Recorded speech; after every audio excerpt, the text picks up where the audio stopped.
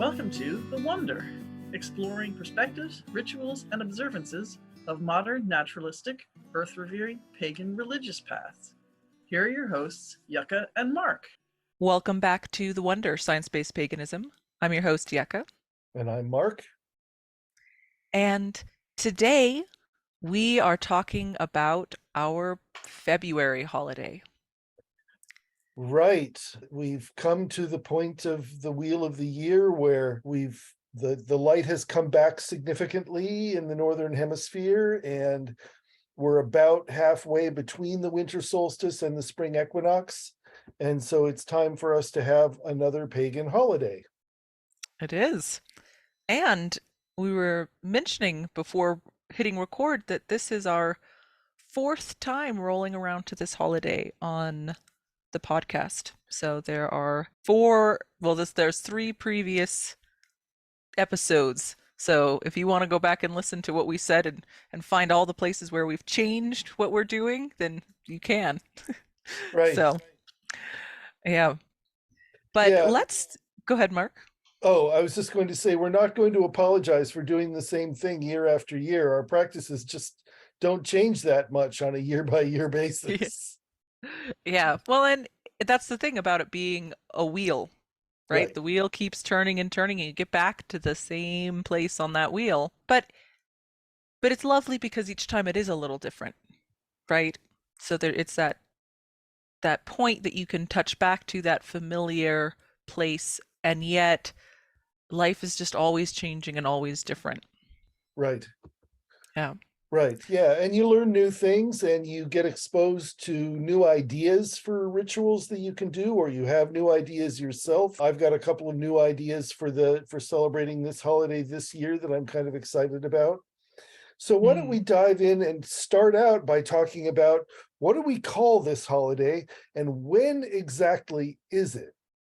Yes. So it's one of the holidays that isn't like the solstices that people are very familiar with the time, and there's some choices for when do you place this. For me, the Wheel of the Year is more about the season, and then there's the holiday, which is kind of like the cake topper for it. It's great, but the specific moment is a little bit less important. So we'll usually just do it we'll do our celebrations on whatever day is kind of closest to the 1st of February, where we have time, right? That everybody can be together for it. It's not the day that, everybody's working 12-hour shifts and all of that. Sure, sure. So when is it for, yeah. Whereas I tend to shoot to get to the time that's most convenient, that's nearest to about February 4th, which is the actual midpoint between the winter solstice and the spring equinox. Mm-hmm. So I'm less invested in the sort of traditional idea of this holiday being on the 1st or the 2nd of February, which I think derives somewhat from Christianity, with the celebration of Candlemas on the 2nd and Groundhog Day, all those things. Not that Groundhog Day is Christian, it has nothing to do with that. So I try to get closest to the 4th, and typically it'll be a weekend day that's closest to the 4th that I celebrate this holiday on. Yeah. And you have a different name for it than some of the popular names. Right. I mean, the popular names in the pagan sphere are either Imbolg, which I learned recently how to pronounce properly from an Irish person. Yes, in fact, that video will come out on the YouTube channel tomorrow. If you're listening to this the day it comes out on Monday, Tuesday, we have a roundtable discussion with some great folks. So keep an eye out for that. And that's on the YouTube channel, That'll be on the YouTube channel, which is now posting weekly videos. So you should go check it out. Yeah, it's posting this as well. So which has been lovely to get the comments from everybody. Right. Yeah. So we get some good discussions going on the comments. And then usually Wednesdays is when we post the weekly video. But this week I'm going to post it on Tuesday so that everybody has time to think about what they're doing. if you do celebrate on the 1st before Wednesday. So But I'm sorry, Mark, I cut you off on that. Go oh, ahead. no, not a problem at all. Where I live, February is generally the wettest month of the year. Mhm. And so, and what I mean by that is that it rains almost every day in an ordinary year. Now, of course, we've been dealing with drought and everything is much more chaotic now because of climate change. But still, what I come to expect when I get to February is that it's going to rain a lot.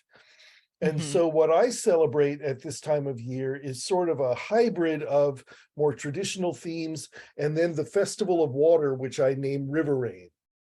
Mhm. And so River Rain is the time when we celebrate all the good things that water does for us in all of its different forms. And as well as having some of those more kind of Irish holiday traditional things that are associated with this holiday particularly.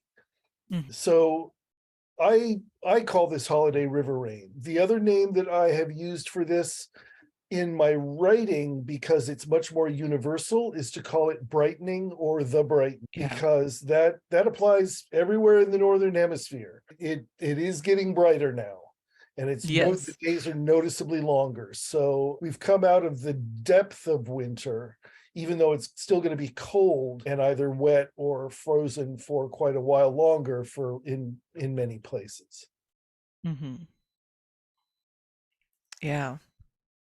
So very different for us. We are not getting rain every day at all. This is winter, very much winter for us. Although there's the hints as the light is brightening, coming back a little bit. But it's January, the beginning of February is really the most bitter cold time for us. The last week, our days, the highs have not gotten above freezing. Mm. So we'll typically more be in the late 30s or early 40s during the winter, but this time right now is just really, really bitter. And it's that last bit. I usually call it second winter. Sometimes no squilvar, but usually just second winter. And it's there's the hints of spring, but it's like, no, we haven't gotten through it yet. And there's still a quietness to this time of year for us Mm. before things really start kicking off and getting moving when the spring comes back. Uh-huh.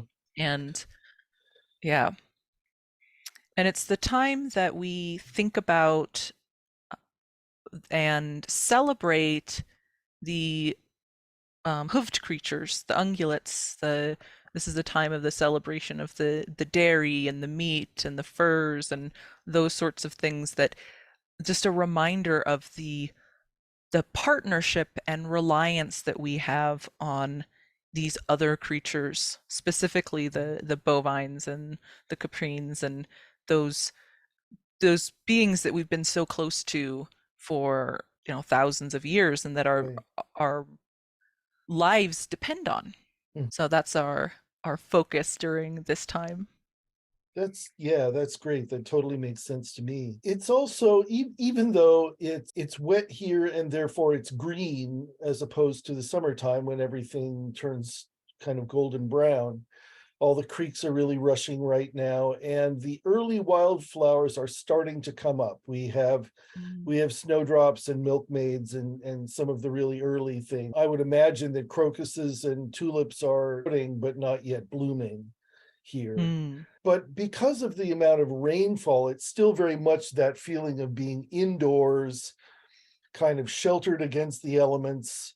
And so it's also a time that works very well for the traditional association of this time of year with planning and kind Mhm. of getting prepared for things to start happening again, but they're not quite happening yet. Right? You're getting prepared kind of on a mental and emotional state more than like actually getting your tools out and right? Right, although you might sharpen your tools this time of year, you Yeah. might do maintenance, that kind of thing, just to make sure that when the time rolls around when you can act, that you can spring into action and not have a bunch of repairs to do first. Yeah. All the kind of industry that can happen indoors is the sort of thing that can happen now. So other associations that I have, what I try to do is sort of meld some of the traditional Irish Fire Festival associations of this holiday, which are very much tied up in the image of the goddess Brigid, Mm-hmm. who is associated with poetry and craft and the forge and the sacred well, a lot of different things. Mm-hmm. Childbirth as well, I believe. Yes, Yeah. yes. As well as the water holiday and so forth. So one of the things that I've come up with this year that I'm excited about is I have a little anvil and a 3-pound sledgehammer Mm-hmm. that I've used in rituals at this time of year for probably 20 years now. And there's just something very satisfying about that ring of the hammer on the anvil. But what I'm going to do is I'm going to get some either metal slugs, discs, or if I Mm-hmm. can't get those, I'll get a roll of nickels and I'll use those and use a chisel stamp with a pattern on it Mm-hmm. on the anvil. And so stamp the pattern into the coin. Each participant in the ritual will do that.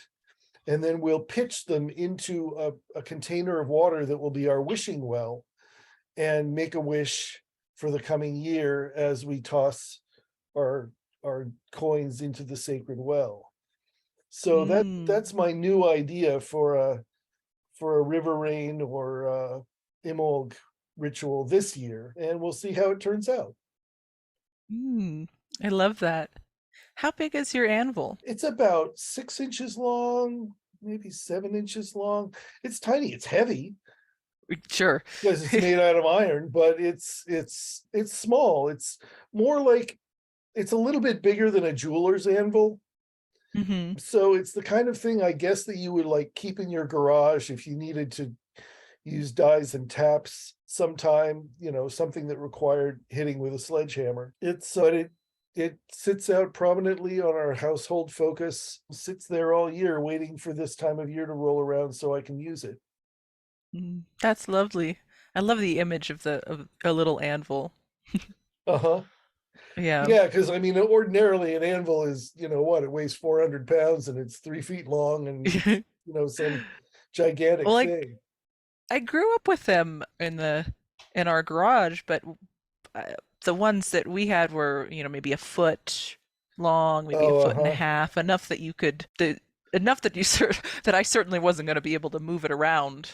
Right. And but that's yeah. the kind of thing that you can make.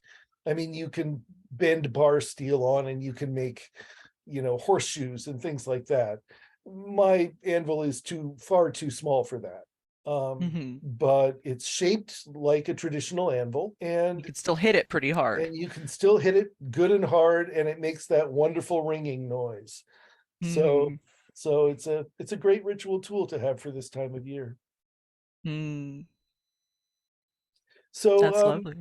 Yeah. So I was going to ask you, what are your sort of ritual observances at this time of year? Yeah. So there is this beginning of it, but a lot of the focus for me really is on that connection and the dependence and kind of responsibility to other life. And so one of the things that I do is and this is my kind of main thing that I do for the holidays, is I will take a time to kind of separate and go off by myself to do a reflection and meditation and take time that I don't normally. I mean, last time we were talking about how I really don't have a lot of time, but I'll take an hour or two to do like a meditation for myself, and sometimes I'll do that in ritual space, and I might do a circle. But there's also a lot of focus on that comfortness. So one of the things that we do this time of year is we get out, we have furs and things, and you've got to brush those out and take care of them, so get all that brushed out and nice and soft. And instead of going out, because I usually go out for these, but I will wrap myself in the furs and maybe have a nice warm mug of broth and just feel soft and comfortable and just that taken care of in that sort of quietness. Mhm. And before I've woken up for dawn for it, and I think I'll do it at dawn again. There's something very special about the transition of the light, whether it's the dawn or dusk. But dawn is lovely because then the light has come. There's something about this, and I think it's because the sun is coming back, or Mhm. rather the days are getting longer. But to start in the quiet darkness and then have the world wake up around you in this, soft, protected, safe space. Sure. Yeah, that sounds lovely. And then with the kiddos, the last few years, we've actually painted pine cones, which has been fun. So we've got, here we've got big ponderosas, and they have these lovely huge cones. And then we have little pinon pines that have these smaller ones that are maybe only a few inches across that look more like flowers. Hmm. And so we'll collect those and paint them in very kind of pale colors, like a light white or very light blue, and string them and hang them up. And we've also done ice candles, which has been really fun, where you make a candle holder for a little candle, like a tea candle. You take it Mhm. out of the metal and stick it in. And if you do it outside, then you don't need to worry too much about it. But if you do it inside, you have to make sure that you don't put it on your wooden table. Make sure you're putting it inside a tray or something, because Right. as it melts down, it melts the ice away. But the light just dances so beautifully on it. Mm. So, Mm. yeah. I don't get to do very much fun stuff with ice and snow because we just don't have it around here. I know that at this time of year, one of the Ethiopian Society council members, John Cleland Host, he does candles in the snow with his kids. They Hmm. actually pour melted wax into the Oh, snow, right. because the snow is really deep there in the Midwest, and Oh, yeah, he's it makes much a colder hole, climate than both of us. Yeah. stick a wick into it, and then light it, and it looks really cool. Oh, that's lovely. Yeah. We just made, so my father came over and we made oil lamps, Oh. actually, with the kids. So we made it out of clay and did the traditional kind of very, very kind of Middle Eastern shape, Hmm. because we're on on that side we're Sephardic. So some of the old kind of lamps that we would have had from that time period, but we made it with the clay from our land here, which was really Uh-huh. nice. Nice. And so and then we've got a whole bunch of lard, so the lard burns beautifully. You wouldn't think it, Uh-huh. but it burns beautifully for the candle. So Uh-huh. yeah. That's great. Yeah, I mean, it's definitely another light holiday, right? I mean, not so much as Yule or Midwinter, but it's still, you know, when you're paying attention a lot to what's happening with the light because it's still so new coming back. Hmm. Um, and so all kinds of things with candles and oil lamps and all that kind of stuff are completely appropriate. In a way, the light almost feels a little bit more important to me now, because when we get to solstice, I haven't the dark is still kind of refreshing. I'm Hmm. not ready for the dawn to come back yet. But now Right. I'm feeling like, okay, dawn, come on. Yeah, okay, that was Yes, enough yep, of that. yep. Yep, it's Yeah, time. I'd like the light again. I'd like those insects to come on back, please. Right. Have a little bit more life around. I mean, we have lots of life here. We're surrounded by birds and rodents and all sorts of things, but when the warm comes back, it everything buzzes to life in a way Uh-huh. that is quiet right now. Yeah. Yeah, so a lot of different thoughts about ways to celebrate the season. This time of year is also often associated with things like poetry and Hmm. various kinds of creative and craft projects, of course, because people are still largely trapped inside where they may do their knitting or wood carving or, whatever it is. All of those things are good things to practice around this time of year. But the most important one of all, of course, is just noticing the Right. change.